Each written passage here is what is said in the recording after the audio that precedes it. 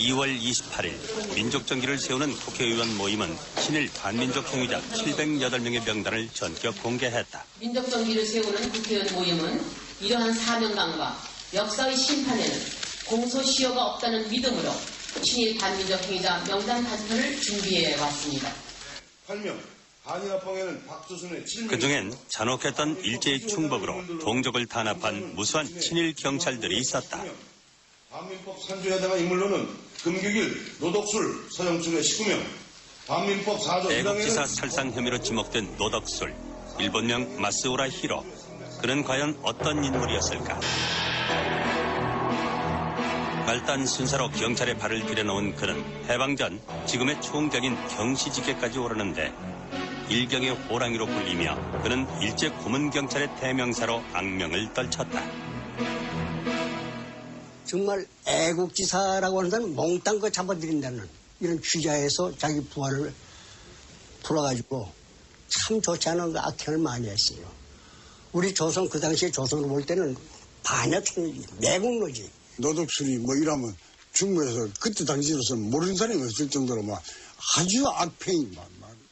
젊은 학생들이 그 고문하는데 혀를 다 뺐다고 그럴 정도로 아주 악질적인 고문을 자행한 사람이 노덕술입니다. 그런데 일본 제국주의가 물러난 해방 전국에서도 노덕술, 그는 여전히 건재함을 과시한다. 미 군정과 이승만 정권의 친위대로 말을 갈아타고 이른바 빨갱이를 잡는 반공경찰로 하얀 변신을 하게 된 것이다. 해방 이후에도 나쁜 짓을 얼마나 했다. 정치 모략에는 항상 이 사람이 그렇게 개입했어. 49년 반민특위에 의해 그를 심판할 기회가 있었지만 실패로 돌아갔다. 그리고 53년 후 그를 역사의 법정에 불러세운다.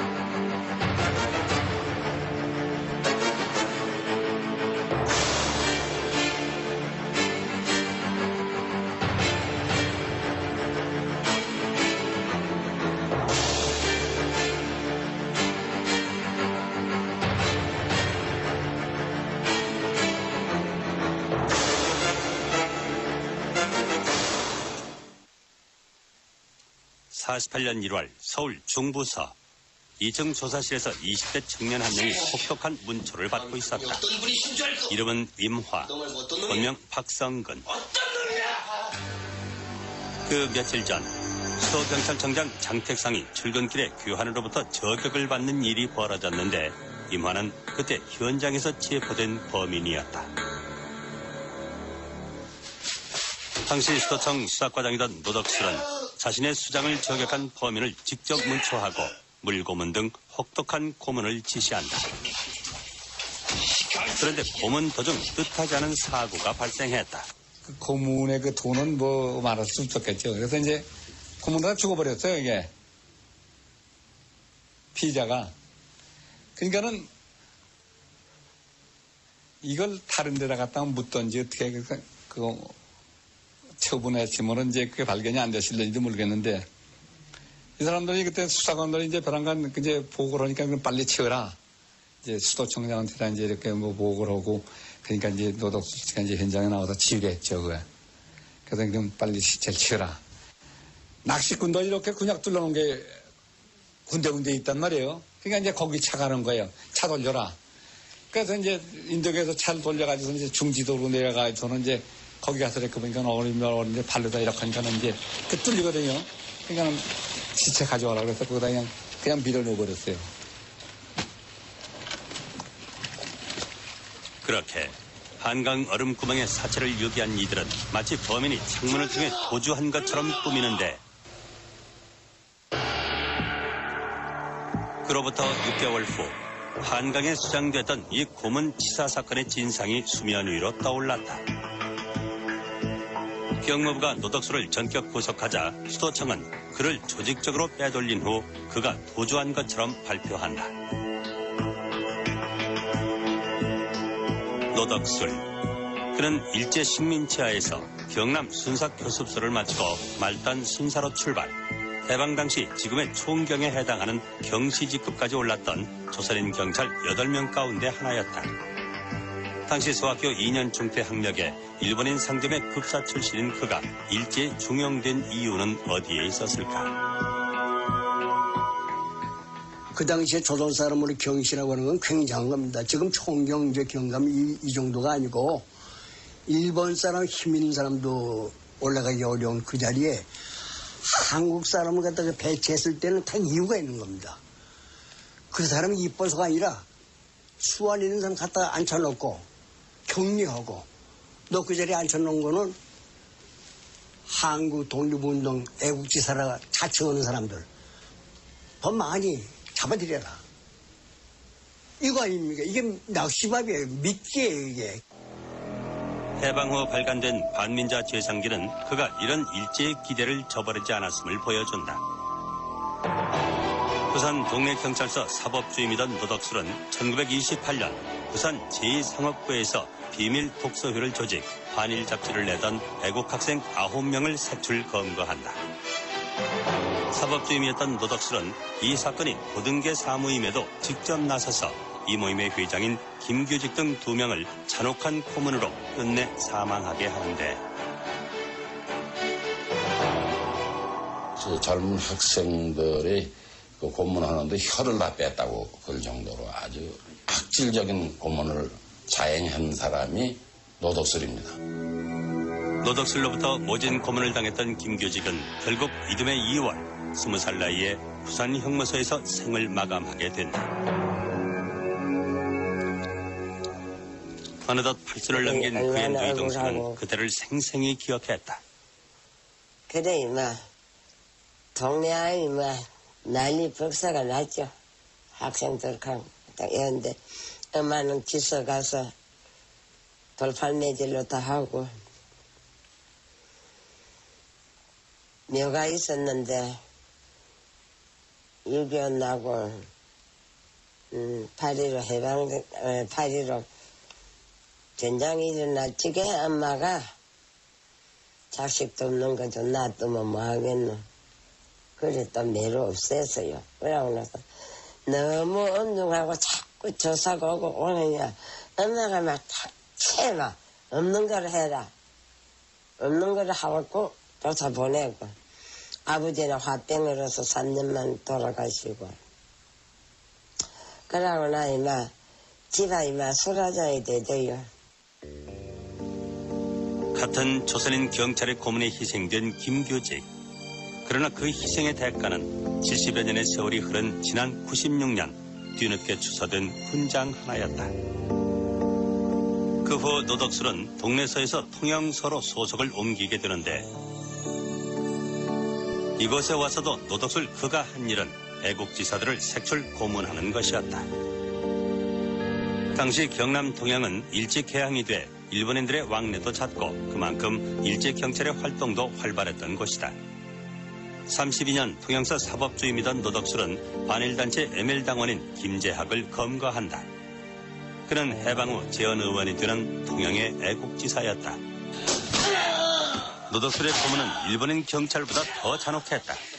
하여간 통영에서 우청정에 잡혀가지고 제일 많이 고문을 한 사람들이 허기비, 노덕술이, 한경부 이런 사람들이 한국 행사로서 한국 사람으로서 우리나라 정이 들어가다 몹시 괴롭혔다는 얘기는 있지만도 들어가면 뭐 물고문하고 전기고문하고 뭐 그냥 뭐 반쯤 죽이버리죠 뭐.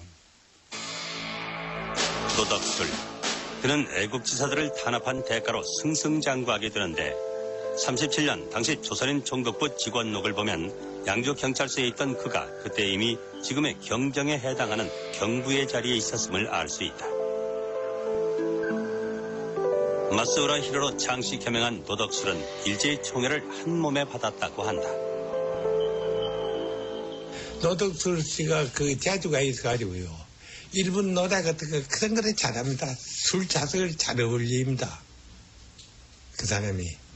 예. 일본 노래를 잘했어요? 예.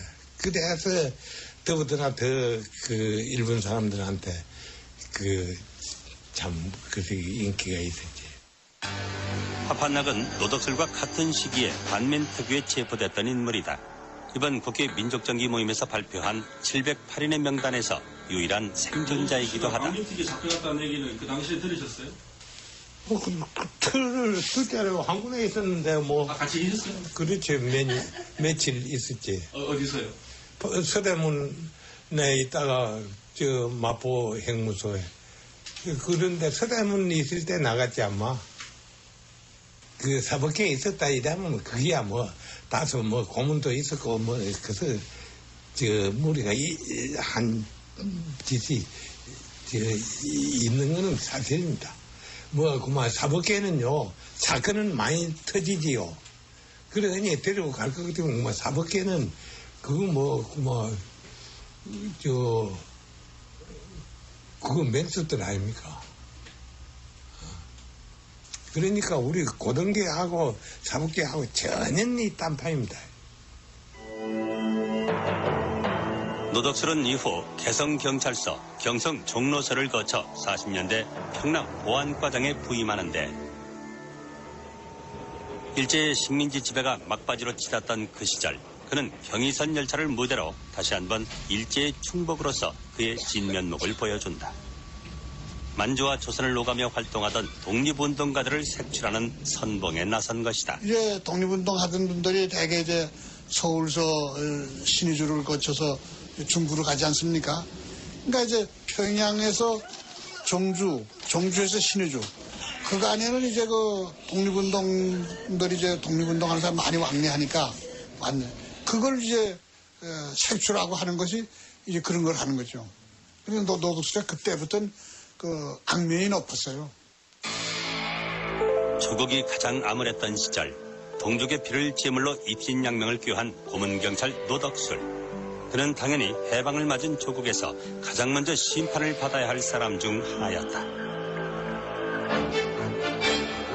일제가 패망하자 이들 친일파들은 일순간 숨을 죽였다.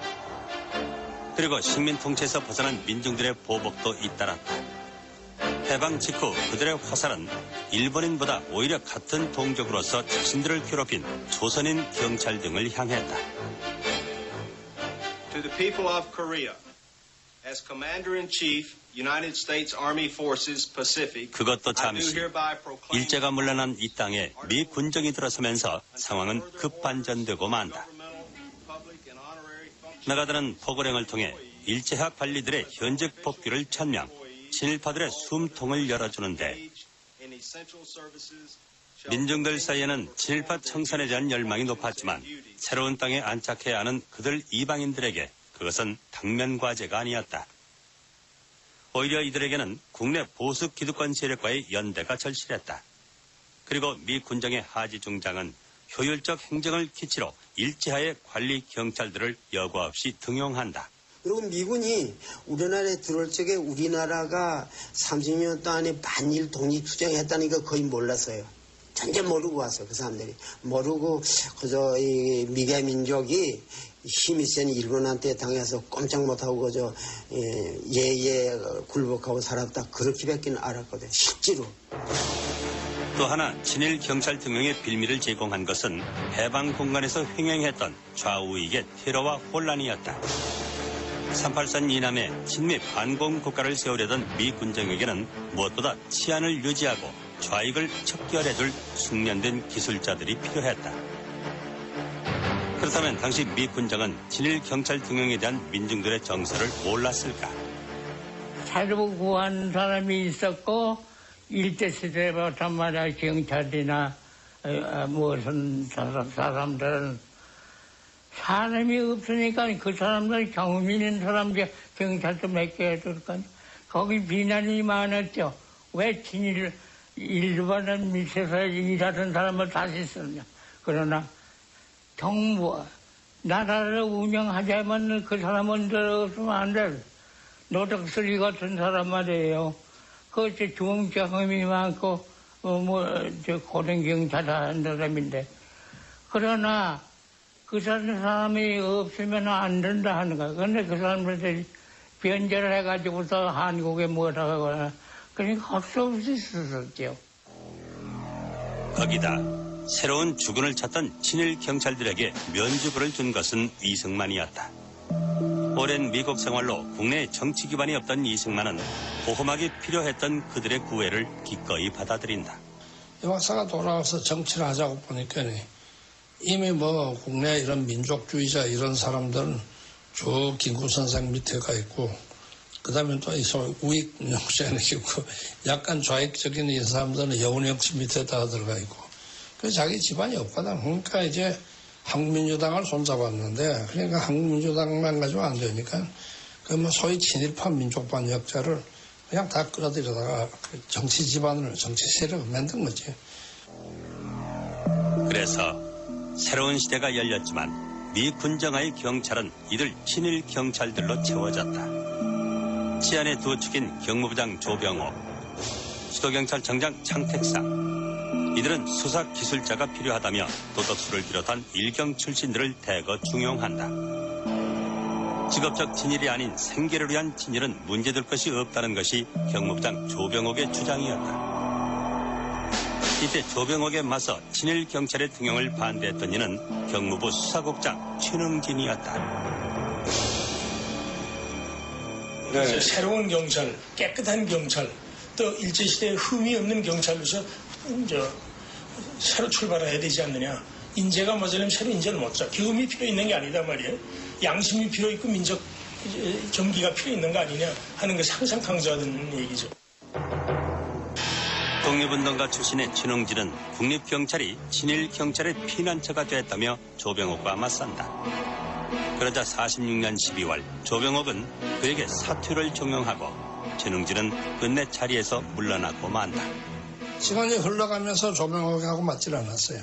그 맞지 않은 가장 근본 이유는 조병옥은 완전히 정치경찰 행정을 했거든.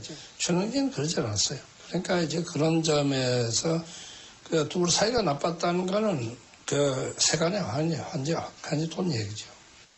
경무부도 그렇고 수도청도 그렇고 전부 당시의 간부들은 친일 경찰 일색이요. 실제로 46년 11월 미 군정하에서의 경찰 간부의 비율을 보면 반구장의 63%, 총경의 83% 등 경사 이상 간부의 80%가 일제 경찰 출신으로 그들이 다시 무대 전면으로 부활했음을 알 수 있다.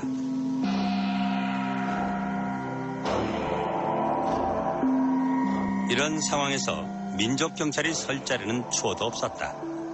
전봉덕, 노덕술, 최연 등 일본 제국주의의 협력, 경시까지 올랐던 이들이 다시 경찰 조직의 수뇌부로 부상하게 된다. 당시 이들을 미 군정과 경찰 수뇌부에 천거한 이는 친일 경찰의 대부로 불렸던 최연으로 알려져 있다. 47년 발간된 수도경찰 발달사를 보면 창택상 수도청장 휘하에 서울시내 10개 경찰서장 자리를 모두 일제경찰 출신들이 차지했음을 알 수 있다. 이 시기 일제 고문경찰로 악명을 떨쳤던 도덕술도 등용된다. 명분은 좌익을 척결할 수사진의 강화였다. 당시 경찰은 그의 등용을 놓고 활용점정의 격이라며 그에 대한 기대감을 나타냈는데 수도청 수사과장으로 옷을 바꿔 입은 일제 고문경찰 노덕술은 반공경찰로 또다시 맹유를 떨치며 46년 전평주도의 철도 파업을 진두진압한다. 이때 창택상이 한 말은 그의 중용 배경을 짐작해야 한다. 노덕술 씨가 그 현장에 있었습니다. 창택상 씨가 그때 말 타고 그냥 청장에 오더니 수도청장이야. 그러던 마다 노덕술 씨 보고 손가락 찌르면서 뭐 하는 거냐며. 당신 며칠이나 됐다고? 그 식으로 해놔 말이야. 그 식으로. 그 무슨 말씀이에요? 며칠이나? 빨리. 일제시대에 네가 한국 사람들 잡아 취조하던 게 며칠이나 됐는데 그걸 못하고 이 사람들 왜 그 식으로 좀 해. 그 식으로 다뤄라 이거야. 빨리 공산당은 그 식으로 좀 다뤄서 밝혀내라. 그대로 손가락으로 치더라고. 47년 트루먼 대통령 특사로 왔던 웨드마이어의 보고서는 당시 민심을 말해준다. 친일 경찰의 등용은 어쩔 수 없는 선택이었을까. 명목이 반공이지 실질적으로는 그 사람들 살려준 거지. 예, 살려준 거예요. 살려준 거라. 살려주는데 명목은 이 사람들이 있어 공산당을 잡는다. 이게 그 반공의 명목으로 그 사람들이 살아남은 거지. 48년 친일파 청산을 위한 반민특위가 결성되면서 노덕술 등 친일 경찰들은 최대의 위기를 맞게 된다. 반민법은 독립운동자 가족을 살상한 일제 경찰에게는 최고 사형을, 악질적 행위를 한 자들에 대해서는 10년 이상의 징역 등 형벌을 중하게 규정하고 있었다. 그런데 마침내 고문치사 사건 이후 잠적했던 노덕술이 체포된다. 반민특위 특경대 부대장으로 직접 검거에 나섰던 이병창은 당시의 상황을 생생하게 기억했다. 노덕술을 검거한 곳은 장충동의 한 주택가. 49년 1월 25일 아침의 일이었다고 한다. 기다리고 있었어요. 그래서 이제 대개 8시 새벽에서 그렇죠. 그러니까 1월 25일 아침 7시에서 8시 사이. 배우 세력이 뒤에 숨어 있다가 우리가 자서 잡아준다. 그네들이 잡아준다 올라가서 우리는 막으려고 그랬거든. 그게 반민특위에서 왔다 물러다 보냈어요. 당시 고문치사 사건의 주모자로 수배 중이던 노덕술은 어처구니 없게도 현직 경찰들의 호의를 받고 있었다고 한다. 봉투에 집차 같은 게 서 있었습니까? 집차 하나. 집차 하나. 어느 소속인지는 아세요? 수도청. 수도청. 수도청 수석 현직 형사들이 그 집차 안에 있었다고요? 고문치사 사건으로 도주 중이던 노덕술은 놀랍게도 권총까지 소지하고 있었다. 우리가 거기 권총을 먼저 빼갔어. 무장해제를 먼저 했군요. 네. 그래 그 권총을 내가 가지고 있었고 그리고 그 다음에는 붙들려가지고 수갑을 안 채고 그대로 묶여서 왔어요. 다른 저항 같은 건 없었나요? 저항 없어. 달려가는 게 힘들어요. 노덕술의 검거. 그것은 자신의 친위 조직인 친일 세력들을 잡아들이던 반민특위를 못마땅하게 여겼던 이승만의 심경을 더욱 불편하게 했다. 국무회의에서 이승만은 되레 노덕술을 체포한 조사관과 지휘자를 체포, 의법 처리하라는 지시까지 내린다. 그런데 노덕술이 검거된 그 무렵 그가 주도한 또 다른 경악할 만한 사건이 터져나온다. 위기에 몰린 친일 세력과 친일 경찰들이 주동이 돼 테러리스트 백민투를 시켜 반민특위 간부들을 암살하려 했다는 것이다. 일제의 대표적인 고문 경찰이자 해방 이후 각종 정치 공작을 주도했던 노덕술의 공판은 세간의 이목을 집중시켰다.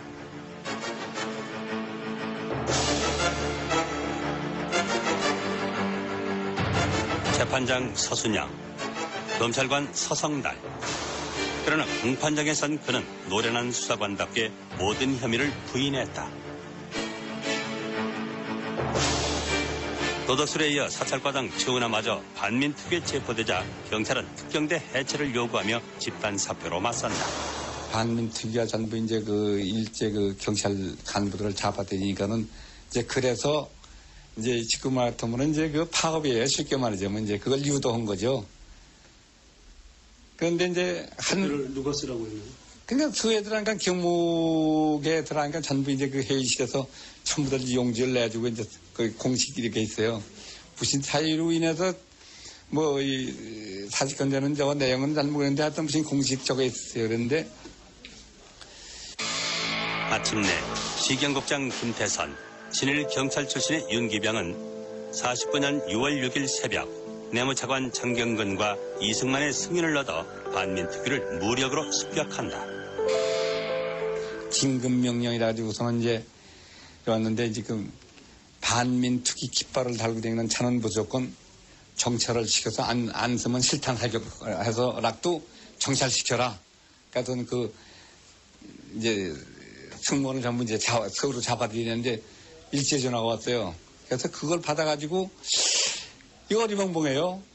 그때 저희 반민특위라면은 뭐 대단했습니다. 뭐 그냥 그 반민특위 이렇게 깃발을만 달면은 참 뭐 우리야 저거 하지만 그냥 그때 그 해당되는 사람들은 참 그냥 자지러질 정도로 다 이렇게 위세가 당당하고 뭐 그랬죠. 근데 벼랑한 일조 일속에 이제 그게 그냥 뒤집혀버린 거 이제 후퇴다가 난 것처럼 이렇게 해가지고선. 헌법기관인 반민특위가 경찰 조직에 의해 무장 해제당한 어처구니 없는 이 사건은 이승만의 지시가 없었다면 처음부터 불가능한 일이었는데 7.18을 청산할 수 있었던 단 한 번의 기회는 이렇게 실패로 끝났다. 그리고 얼마 지나지 않아 마포 형무소에 수감돼 있던 노덕술도 6월 23일 만성기관지염을 이유로 보석으로 출감하고 얼마 후 공소기각으로 처리된다. 준엄한 역사의 심판을 그는 이렇게 비켜간 것이다. 노덕술이 출감한 지 3일째인 49년 6월 26일 이번엔 민족 지도자로 추앙받던 백범 김구가 안도의 총에 운명하는 비극적인 사건이 발생한다. 이 사건은 당시 안도의 단독 범행으로 수사가 종결됐다. 그런데 지난 92년 안도희가 43년 만에 입을 열면서 또 한 번 세상은 경악한다. 과연 그 배후에는 어떤 인물들이 있었을까? 장책상 씨, 최은하 씨, 노덕술이, 또 그다음에 누구 하나 있는데? 최은하. 네. 최은하, 장택사의 노덕술이, 김창훈. 다간 이 정보원들은요, 말을 안 하고 눈으로 말한다. 피자다. 그거의 진수인데, 눈으로 몇 번 말해보게 되면 이 사람도 나하고 같은 생각을 하고 있구나. 그거 다 알게 돼 있게 되신다. 현장에서 체포된 안도희는 헌병대로 인계돼 융숭한 대접까지 받았다고 하는데 어떻게 이런 일이 가능했을까? 당시 헌병사령관으로 수사를 맡았던 전봉덕, 그 또한 일제 때 고등문관 시험에 합격, 경시까지 올랐던 최고의 엘리트 친일 경찰이었다. 그날 바로 이승만 박사가 대통령이 헌병 부사령관을 사령관을 올리고 장훈실을 그 헌병 사령관 직위해지시켰다고. 그것 자체가 의심스러운 거 아니고요. 왜 지금 저거 대한민국에서 2인자라고 볼 수 있는 그런 훌륭한 분이 지금 암살당했는데 그 사람을 조사해야 될 헌병사령부 직제 사령관으로 있는 중국에서 독립운동한 사람을 해임시키고 친일파 어떻게 전봉덕 씨 같은 사람을 사령관에 했는가 하니까 전봉덕 씨가 역시 암살에 관계 있지 않는가 뭐 이런 의심을 하게 돼 있어요. 직위 자체나 뭐 그 당시 분위기로 봐서. 내가 그 공작 책임자죠. 이제 헌병 사령 부사령관이면서 그 공작 책임자. 아주 극비로했어요. 극비로. 우리 난 헌병 사령관에 있는 사람들도 땅바에 있는 사람은 몰라요. 미국으로 이민 간 것으로 알려졌던 전봉덕은 92년 입국, 김구 암살의 배후설이 나오자 급히 재출국했는데 그래가지고 이제 LA로 출장을 일부러 간 겁니다. 가서 아주 상당한 얘기를 들을까 싶어서 갔는데 자기는 형무소 소장 비슷한 위치에서 헌병사령관으로서 그 사람이 신병을 우리 사령부에 인계해 놨다가 보호하다가 조사받는 데까지 자기는 관리해 준 것밖에 없다. 아무 관계 없다. 이런 얘기예요. 얘기인데 왜 특별한 대접을 했느냐 뭐 이런까지 모르는데 자기는 그런 적도 없다는 겁니다. 이후 법조계의 명망가로 변신했던 그의 인물 자료에는 40년대 일제하에서 경찰을 지낸 행적만 유독 빠져있다.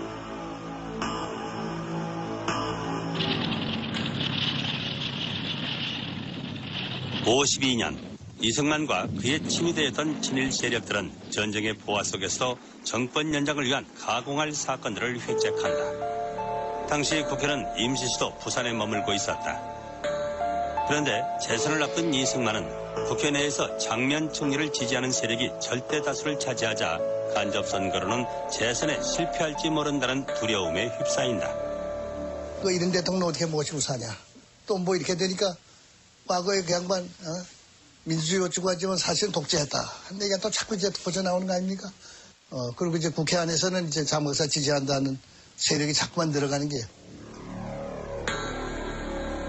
위기를 느낀 이승만은 특무대장 김창룡 등을 앞세워 부산 범일동 기지창고가 습격당하는 게릴라 침투 사건을 조작해낸다.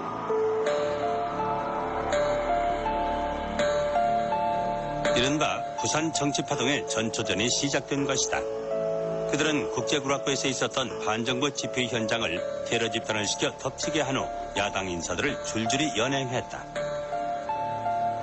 이들은 이미 좌익과의 연루 혐의를 조사한다며 국회의원들이 탄 출근 버스를 통째로 헌병사령부로 끌고 가기도 했다. 내가 출근하려고 내려가 보니까 뭐 난리가 났어요.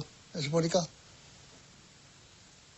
정말하면 장 박사를 가장 열렬히 지지하는 사람들이 한 50명 있는데 그 사람들이 탄 거 곧버스야 바로. 안에 보니까 나 봤어요. 안에 누가 탔냐고 보니까 전부 그런 사람들이거든. 이승만의 재집권을 위해 조작된 이 사건은 김창룡, 원영덕, 노덕술 등 일제 헌병 출신과 일경 출신들이 벌인 정치 공작의 종합판을 보는 듯했다. 이승만은 이렇게 국회의원들을 협박, 이른바 발췌 개헌안을 통과시킴으로써 52년 8월 재집권에 성공하게 된다.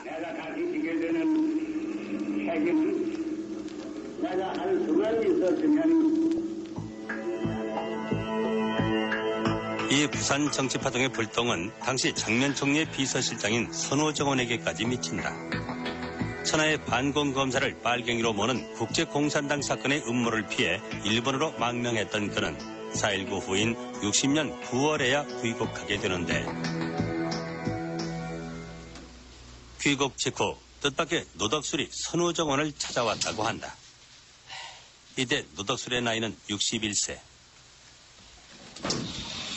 당신이 내 집에 웬일이요? 초라한 행색에 약간 다리를 절뚝거리며 나타난 그는 보자기를 풀어 주섬주섬 서류 뭉치를 꺼내놓는데 그것은 다름 아닌 당시 정치공작 세력들이 작성한 국제공산당 사건 관련 문건이었다. 홍택기가 꾸민 것입니다. 그때 그 조작할 때는 이력을 했을 겁니다. 안 했겠어요? 부산 거기에 또 그만한 책임자리 있다 하면 부산에서 이루어진 일인데 헌병대 안에서 또 내부에서 이루어진 일 안 했겠어요?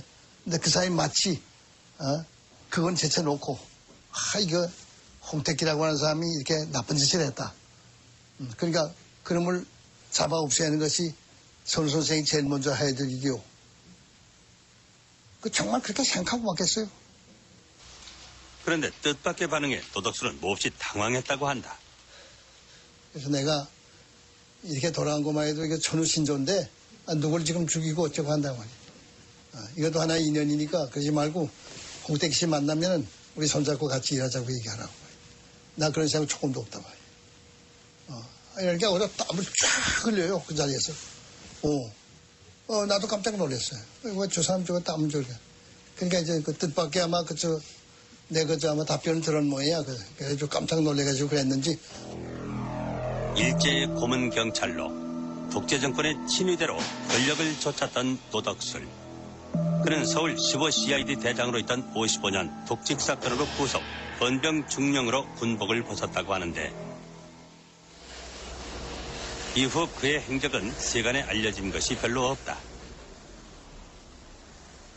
그가 태어난 울산시 장생포. 이곳엔 아직도 노덕술을 아는 사람이 적지 않은데 그가 태어났다는 생가에는 친척벌들은 이가 살고 있었다. 안녕하세요. 생가가 어딘지 아십니까? 그래, 여기로 그래. 여기에요? 여기서 태어나셨어요? 여기서 말씀 듣더라 보이 말이야. 애는 때 나갔거든. 나가서 경찰 부청장은 있었는가? 아버지가 참 하는 말이 이라더라, 삼촌요. 수사를 너무 잘해가지고, 그래 자꾸 이렇게 계급이 올라갔다 해. 저 사람이 그걸 어떻다 하고 하면 얼굴만 봐도 알고 그만큼 수사에는 잘하더란다. 이 집의 안주인은 친정아버지가 좋은 집안이라고 서두르는 바람에 시집을 오게 됐다고 한다. 보신 기억 납니까, 얼굴을? 아니요, 못 봤습니다. 만나본 적 없으시고. 근데 그때 국회의원 나온다고 우리 큰 집에 자외에 장시포 살았는데 국회의원 나왔는데 왔었는데 보니까 돌아앉아가 이래 있는데 키도 좀 자그만 해비고 얼굴이 이게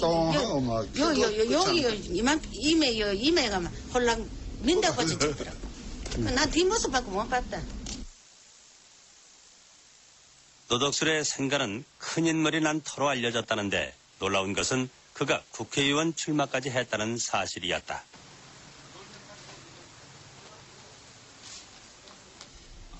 울산시 선거관리위원회 기록을 확인해 본 결과 그는 4.19 직후에 있었던 60년 7.29 선거에 울산 을구에서 무소속으로 출마했던 것으로 밝혀졌다.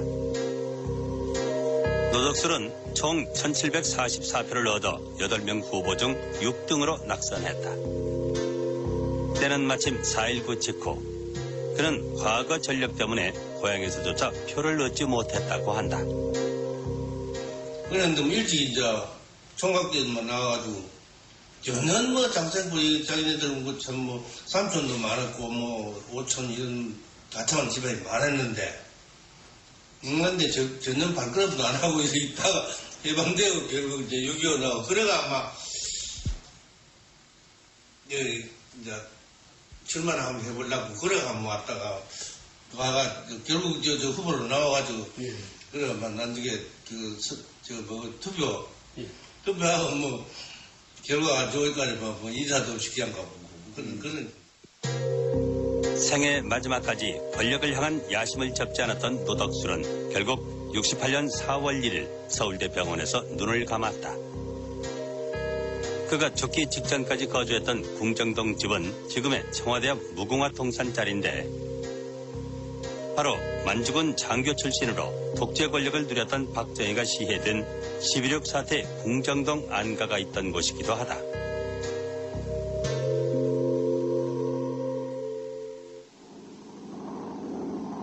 그렇다면 우리와 마찬가지로 일본 제국주의의 최대 피해자라고 할 수 있는 중국은 어떠했는가? 일제가 중국 땅을 공략하면서 중국에서도 일본에 협력하는 무리들이 나타난다. 그 대표적인 인물 중 한 사람은 만주국의 푸이다. 그리고 또 한 사람은 난징 괴뢰정부의 주석 왕징웨이였다. 원래 왕징웨이는 장제스의 국민정부에서 추앙받는 인물이었으나 이후 변절 40년 추종자들을 이끌고 난징의 괴뢰정부를 세운다. 당시 일본에서는 그를 초청해 대대적으로 환영하는 행사를 벌이기도 했다.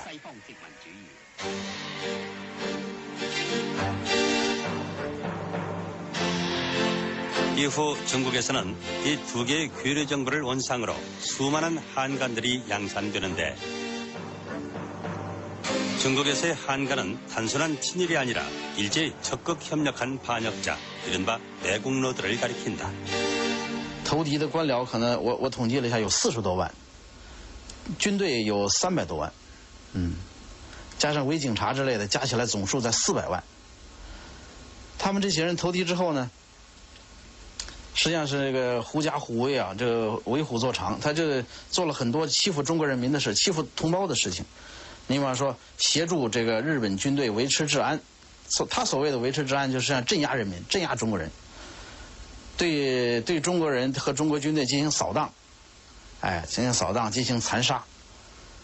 所以这个如果说没有汉奸的这个协助，日本人侵略中国，他不可能取得那么大的成功。而且这个日本侵略中国的时间啊，就是被中国人打败的时间不可能延续那么长，他在中国的侵略不可能延续那么长。 일본 제국주의가 물러나자 중국은 우리와는 전혀 다른 선택을 한다. 그들도 장제스의 국민당과 마오쩌둥의 공산당이 국공 내전을 치르면서 좌우 대립의 혼란을 겪었다. 그러나 일본의 패전 직후 일제히 협력했던 민족 반역자 한간을 처단하는 일만은 국민당과 공산당이 크게 다르지 않았다. 국민정부의 한간 처리는 그들의 점령지에서 법이 규정한 기준과 사법적 절차를 통해 이루어졌다.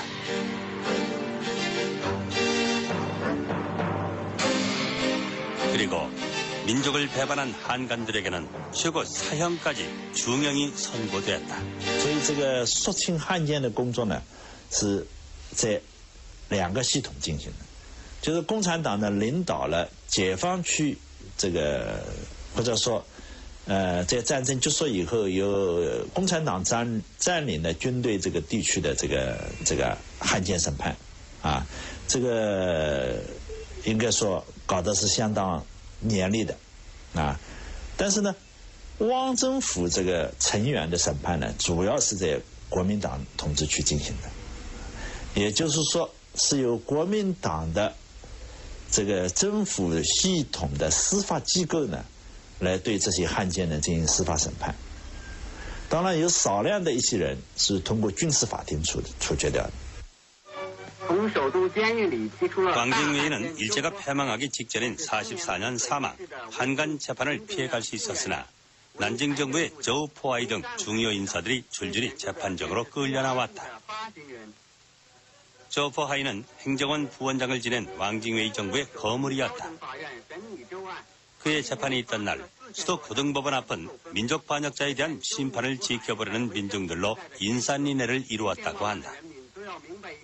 4천여 장의 방청권이 바닥이 났다고 하니 당시 이 재판에 대한 민중들의 관심 정도를 짐작할 수 있다.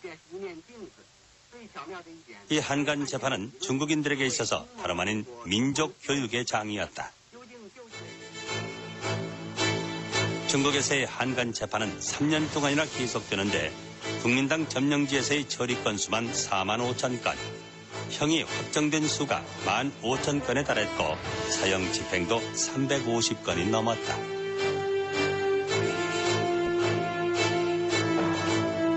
일제에 협력하고 권세를 누렸던 인물들은 국가와 인민의 이름으로 처단됐다.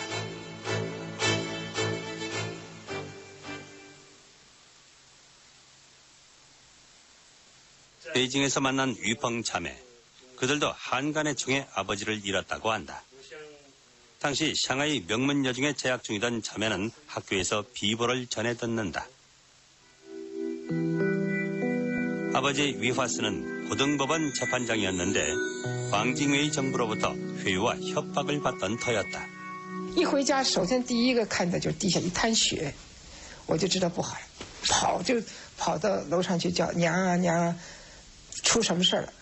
我娘那时候已经都人非常的弱虚弱，这样的惊吓，娘说话都很轻很轻，就说了一句：“你们没有爸爸了。”第一句话，永远记住。接下来边就说：“你们要听妈妈话，特别要听爸爸的话。事情还刚刚开始，连着对5枪。” 所以当时是血流满地的。 당시 샹하이에서는 항일지사 암살과 감시 등의 목적으로 왕징웨이 정부의 비밀 조직 특무공작대 76호가 암약하고 있었다. 범인은 바로 이 특공대 두목인 암살왕으로 불렸던 띵무어춘이었다. 暗杀我父亲的主要的一个罪犯叫丁默村，他是头子，他头，我知道。 他派了2个人去做这个事情，一个叫夏仲明，这是直接的枪手。他呢，当时呢，是他呢也留学日本的，他也曾经策划和如何来陷害玉华。这个具体的执行有一个人呢，是叫黎世宝。策划的有2个人，一个是枪手，一个策划就是望风的。 夏仲明也判了死刑，其他的有一个判6年的，还有一个大概是判了4年。从个人的角度，您认为现在能不能原谅他们？能不能？不能原谅，永远不能原谅他们的罪行。就是不可原谅。不可原谅，绝对不可原谅，绝对不能原谅。但是从我那个同代的人，我的同学、我的朋友，知道我们家这个事情，他们一个共同的一个感觉，就说什么呢？就说汉奸没有好下场，这是。 一个定论，这是一个真理，这是人人都应该懂得的最起码的做人的道理。汉奸是不会有好下场的，这个在我们中国历史上，我觉得是这样的。 동북지방에서는 주로 이 지역을 점령한 마오쩌둥의 공산당에 의해 한간에 대한 대대적인 처단이 이루어졌다. 만주는 30년대 동북 항일연군이 활동하던 무대로 중국 공산당의 항일투쟁의 근거지가 됐던 곳이었다. 공산당은 국민당의 한간 처리 조례에 더해 나름대로의 기준을 만들어 한간을 처리했다. 이들의 한간 처리는 국민당에 비해 엄격했고 일관됐다. 特别是那些为日本死心塌地服务，并且对国家和老百姓犯下了滔天罪行的人，不进行镇压，不诛于平民愤。他们在日本统治时期曾经作威作福，抗战胜利了，不应该让他们享受，应该让他们看到人民的力量，看到国家的力量。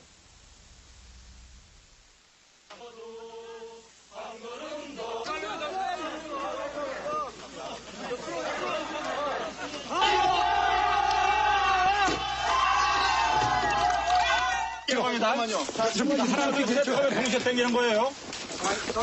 자, 하나. 친일파 청산을 제때 하지 못한 우리는 반세기가 넘도록 그 역사적 멍에에서 오늘도 자유스럽지 못하다. 그동안 정춘수, 박정희, 박흥식 등 친일 행적이 도마 위에 오르는 인물들의 동상이 철거됐다.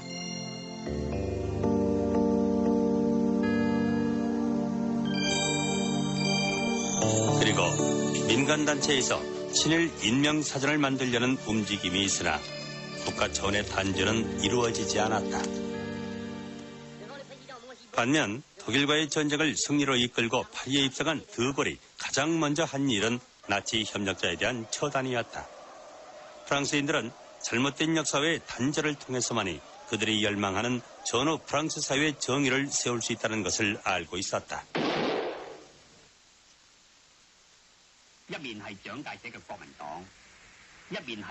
중국에서의 한간 처벌은 민중들이 국가 지도자의 정통성을 평가하는 척도로 작용할 만큼 중대사였다. 장제스의 국민정부가 마오쩌둥에 밀려 대만까지 퇴각하게 된 것도 국共내전 말기에 들어 한간 처벌에 엄정하지 못했다는 점이 일견 작용했다고 한다. 그런데 이 땅에서는 반민족 행위자 명단 발표를 놓고도 일부의 저항이 만만치 않다.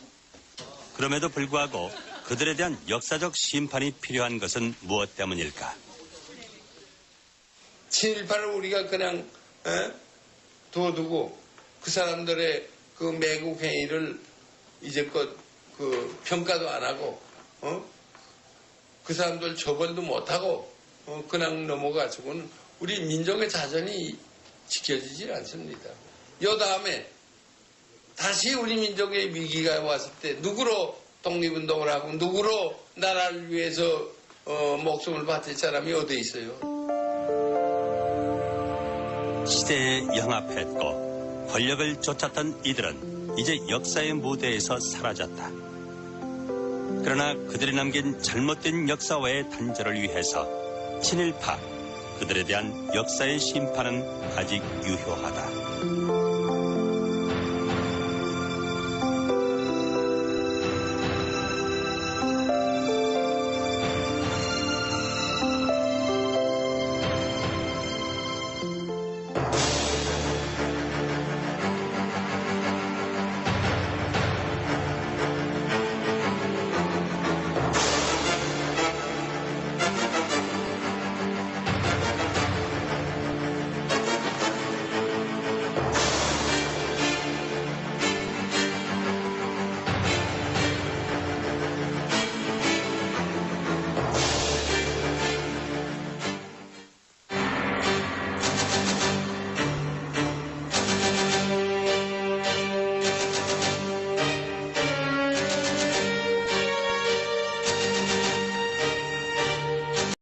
사람들은 사람이 없으니까 그 사람들 경험 있는 사람들 경찰도 몇 개 해줄 거니 거기 비난이 많았죠.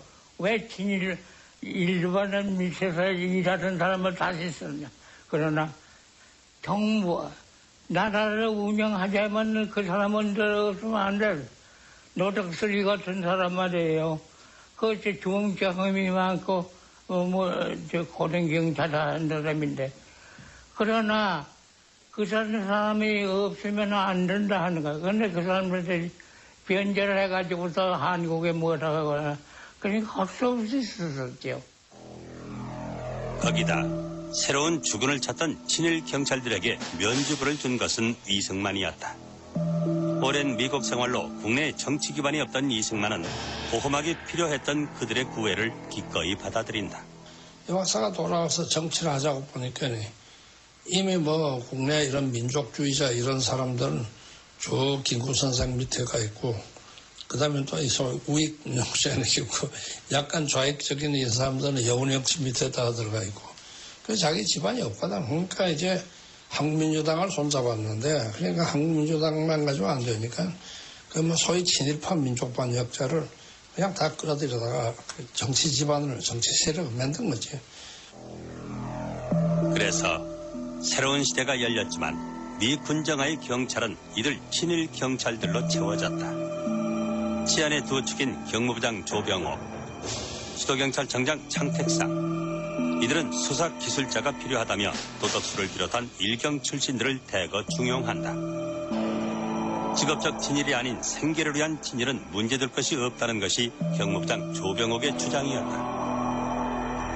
이때 조병옥에 맞서 친일 경찰의 등용을 반대했던 이는 경무부 수사국장 최능진이었다.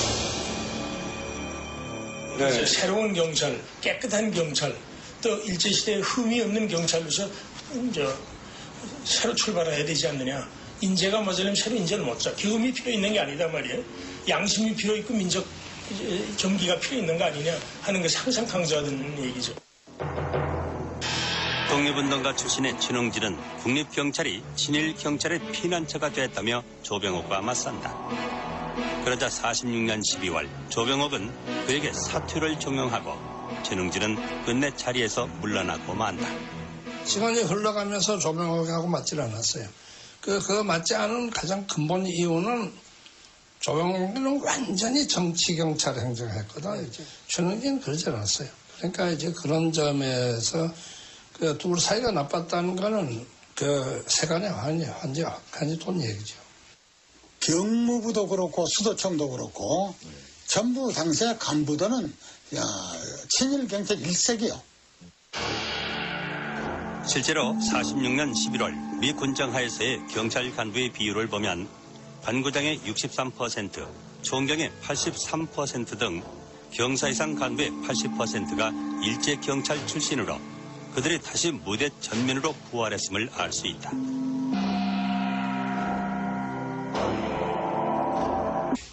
있는 거는 사실입니다. 사법계는요, 사건은 많이 터지지요. 그러니 데리고 갈 것 같으면 사법계는 그거 그거 맹수들 아닙니까?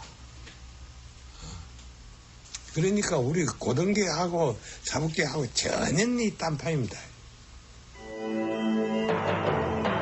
노덕술은 이후 개성경찰서, 경성종로서를 거쳐 40년대 평남 보안과장에 부임하는데 일제의 식민지 지배가 막바지로 치닫던 그 시절 그는 경의선 열차를 무대로 다시 한번 일제의 충복으로서 그의 진면목을 보여준다. 만주와 조선을 오가며 활동하던 독립운동가들을 색출하는 선봉에 나선 것이다. 이제 독립운동 하던 분들이 대개 이제 서울서 신의주를 거쳐서 중부로 가지 않습니까? 그러니까 이제 평양에서 종주에서 신의주. 그 안에는 이제 그 독립운동들이 이제 독립운동하는 사람 많이 왕래하니까 왔네. 그걸 이제 색출하고 하는 것이 이제 그런 걸 하는 거죠. 그래서 노덕수가 그때부터는 그 악명이 높았어요. 조국이 가장 암울했던 시절 동족의 피를 제물로 입신양명을 꾀한 고문경찰 노덕술. 그는 당연히 해방을 맞은 조국에서 가장 먼저 심판을 받아야 할 사람 중 하나였다. 일제가 패망하자 이들 친일파들은 일순간 숨을 죽였다. 그리고 식민 통치에서 벗어난 민중들의 보복도 잇따랐다. 해방 직후 그들의 화살은 일본인보다 오히려 같은 동족으로서 자신들을 괴롭힌 조선인 경찰 등을 향했다. To the people of Korea, as Commander-in-Chief, United States Army Forces Pacific, 그것도 잠시 일제가 물러난 이 땅에 미 군정이 들어서면서 상황은 급반전되고 만다. 나가다는 포고령을 통해 일제학 관리들의 현직 복귀를 천명, 친일파들의 숨통을 열어주는데 민중들 사이에는 친일파 청산에 대한 열망이 높았지만 새로운 땅에 안착해야 하는 그들 이방인들에게 그것은 당면 과제가 아니었다. 오히려 이들에게는 국내 보수 기득권 세력과의 연대가 절실했다. 그리고 미 군정의 하지 중장은 효율적 행정을 기치로 일제하의 관리 경찰들을 여과 없이 등용한다.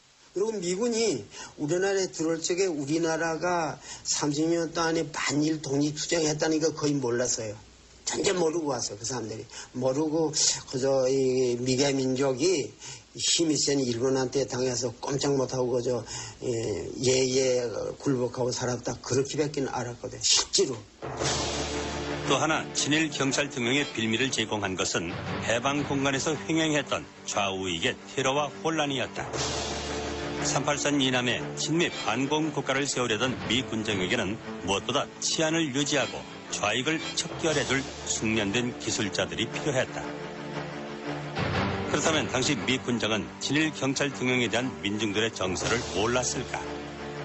자주 구한 사람이 있었고 일제 시대부터 말이야 경찰이나 무엇은 네. 피의자가 그러니까는 이걸 다른 데다 갖다가 묻던지 어떻게 그거 처분했으면은 이제 그게 발견이 안 됐을는지도 모르겠는데 이 사람들이 그때 수사관들이 이제 벼랑간 이제 보고를 하니까 빨리 치워라. 이제 수도청장한테 이제 이렇게 뭐 보고를 하고 그러니까 이제 노덕수 씨가 이제 현장에 나와서 치우게 했죠, 그게. 그래서 그럼 빨리 시체를 치워라. 낚시꾼도 이렇게 그냥 뚫어놓은 게 군데군데 있단 말이에요. 그러니까 이제 거기 차 가는 거예요. 차 돌려라. 그래서 이제 인덕에서 차를 돌려가지고 이제 중지도로 내려가서는 이제 거기 가서 이렇게 보니까 어린이 발로다 이렇게 하니까는 이제 그 뚫리거든요. 그러니까 시체 가져와라 그래서 거기다 그냥 밀어넣어버렸어요.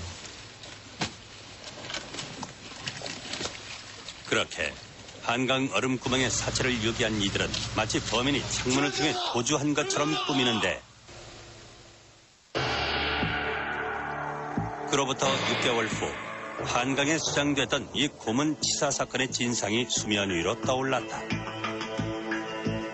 경무부가 노덕수를 전격 구속하자 수도청은 그를 조직적으로 빼돌린 후 그가 도주한 것처럼 발표한다. 노덕술.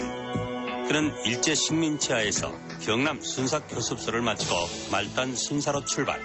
해방 당시 지금의 총경에 해당하는 경시직급까지 올랐던 조선인 경찰 8명 가운데 하나였다. 당시 소학교 2년 중퇴 학력에 일본인 상점의 급사 출신인 그가 일제에 중용된 이유는 어디에 있었을까? 그 당시에 조선 사람으로 경시라고 하는 건 굉장한 겁니다. 지금 총경 경감 이 정도가 아니고 일본 사람 힘 있는 사람도 올라가기 어려운 그 자리에 한국 사람을 갖다가 배치했을 때는 다 이유가 있는 겁니다. 그 사람이 이뻐서가 아니라 수완 있는 사람 갖다가 앉혀놓고 격리하고 너 그 자리에 앉혀놓은 거는 한국 독립운동 애국지사라 자청하는 사람들 더 많이 잡아들여라. 이거 아닙니까? 이게 낚시밥이에요. 미끼예요, 이게. 해방 후 발간된 반민자 재상기는 그가 이런 일제의 기대를 저버리지 않았음을 보여준다. 부산 동래경찰서 사법주임이던 노덕술은 1928년 부산 제2상업부에서 비밀 독서회를 조직, 반일 잡지를 내던 애국학생 9명을 색출 검거한다. 사법주임이었던 노덕술은 이 사건이 고등계 사무임에도 직접 나서서 이 모임의 회장인 김규직 등 2명을 잔혹한 고문으로 끝내 사망하게 하는데 젊은 학생들이 그 고문하는데 혀를 다 뺐다고 그럴 정도로 아주 악질적인 고문을 자행한 사람이 노덕술입니다. 노덕술로부터 모진 고문을 당했던 김교직은 결국 이듬해 2월 20살 나이에 부산 형무소에서 생을 마감하게 된다. 어느덧 8수를 넘긴 그의 누이동생은 그대를 생생히 기억했다. 그래 이마 동네 아이 이마 난리 벅사가 났죠. 학생들하고 딱 이런데 엄마는 기서 가서 돌팔매질로 다 하고 묘가 있었는데 6.25 나고 8.15 전장이 일어났지게 엄마가 자식도 없는 거죠. 놔두면 뭐 하겠노. 그래 또 매로 없애서요. 그러고 나서 너무 엄중하고 자꾸 조사가 오고 오느냐 엄마가 막 채마 없는 걸 해라. 없는 걸 하고 조사 보내고 아버지는 화병으로서 3년만 돌아가시고 그러고 나 이마 집아 이마 술하자야 되대요. 같은 조선인 경찰의 고문에 희생된 김교직. 그러나 그 희생의 대가는 70여 년의 세월이 흐른 지난 96년 뒤늦게 추서된 훈장 하나였다. 그 후 노덕술은 동래서에서 통영서로 소속을 옮기게 되는데 이곳에 와서도 노덕술 그가 한 일은 애국지사들을 색출 고문하는 것이었다. 당시 경남 통영은 일제 개항이 돼 일본인들의 왕래도 잦고 그만큼 일제 경찰의 활동도 활발했던 곳이다. 32년 통영서 사법주임이던 노덕술은 반일단체 ML당원인 김재학을 검거한다. 그는 해방 후 재헌의원이 되는 통영의 애국지사였다. 노덕술의 고문은 일본인 경찰보다 더 잔혹했다. 하여간 통영에서 우청들이 잡혀가지고 제일 많이 고문을 한 사람들이 허기비, 노덕술이, 한경부 이런 사람들이 한국 행사로서 한국 사람으로서 우리나라 정의들 가다 몹시 괴롭혔다는 얘기는 있지만도 들어가면 뭐 물고문하고 전기고문하고 뭐 그냥 뭐 완전 죽이버리죠 뭐. 노덕술.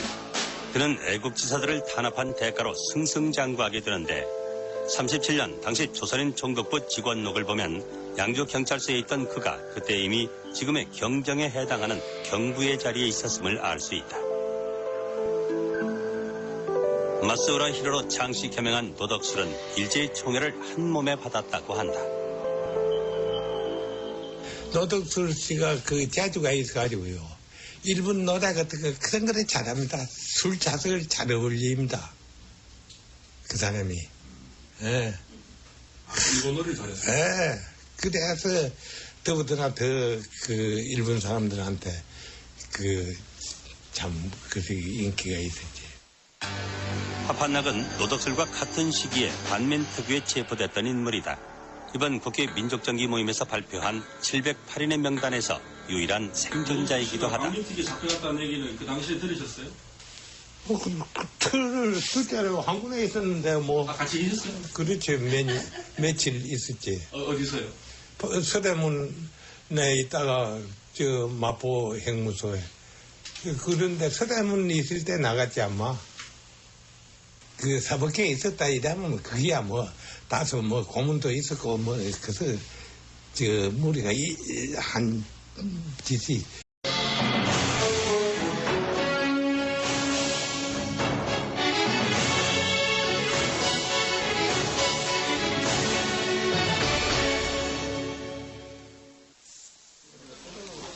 (2월 28일) 민족정기를 세우는 국회의원 모임은 친일 반민족 행위자 708명의 명단을 전격 공개했다. 민족정기를 세우는 국회의원 모임은 이러한 사명감과 역사의 심판에는 공소시효가 없다는 믿음으로 친일 반민족 행위자 명단 발표를 준비해 왔습니다. 8명, 한일합방에는 박두순의 7명. 그중엔 잔혹했던 일제의 충복으로 동족을 탄압한 무수한 친일 경찰들이 있었다. 반민법 산조해당한 인물로는 금규길, 노덕술, 서영춘의 19명, 반민법 4조 애국지사 살상 혐의로 지목된 노덕술, 일본명 마스오라 히로. 그는 과연 어떤 인물이었을까? 말단 순사로 경찰에 발을 들여놓은 그는 해방 전 지금의 총경인 경시지계까지 오르는데 일경의 호랑이로 불리며 그는 일제 고문경찰의 대명사로 악명을 떨쳤다. 정말 애국지사라고 하는 사람은 몽땅 거 잡아들인다는 이런 취자에서 자기 부하를 풀어가지고 참 좋지 않은 그 악행을 많이 했어요. 우리 조선, 그 당시에 조선을 볼 때는 반역행위지, 매국노지. 노덕술이 뭐 이러면 중국에서 그때 당시로서는 모르는 사람이 없을 정도로 막 아주 악행이 막. 젊은 학생들이 그 고문하는데 혀를 다 뺐다고 그럴 정도로 아주 악질적인 고문을 자행한 사람이 노덕술입니다. 그런데 일본 제국주의가 물러난 해방 전국에서도 노덕술, 그는 여전히 건재함을 과시한다. 미 군정과 이승만 정권의 친위대로 말을 갈아타고 이른바 빨갱이를 잡는 반공경찰로 화려한 변신을 하게 된 것이다. 해방 이후에도 나쁜 짓을 얼마나 했다. 정치 모략에는 항상 이 사람이 그 개입했어. 49년 반민특위에 의해 그를 심판할 기회가 있었지만 실패로 돌아갔다. 그리고 53년 후 그를 역사의 법정에 불러세운다.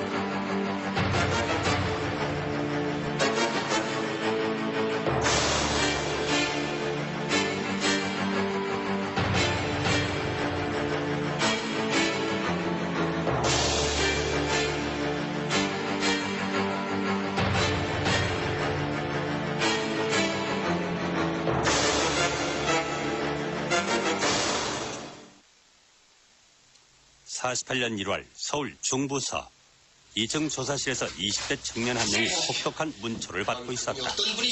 이름은 임화, 본명 박성근.